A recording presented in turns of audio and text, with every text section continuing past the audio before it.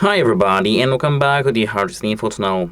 Today I'm going to tell you how to use the AI table generator on your OnePlus 15. So actually this is a very easy process. At first, you have to open settings and scroll all the way down to AI. Tap AI Writer and make sure that this option is turned on. Now if it is, you can exit this option and go to Notes.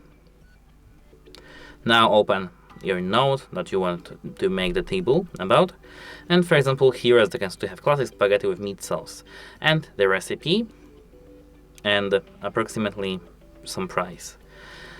To do a table, so let's select for example the text that you want to make the table from.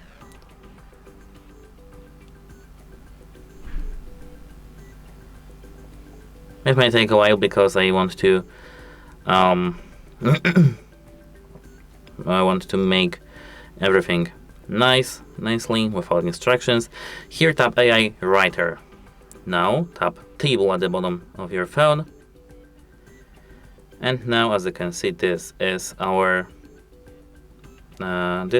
table. We can tap Insert, and now here it is.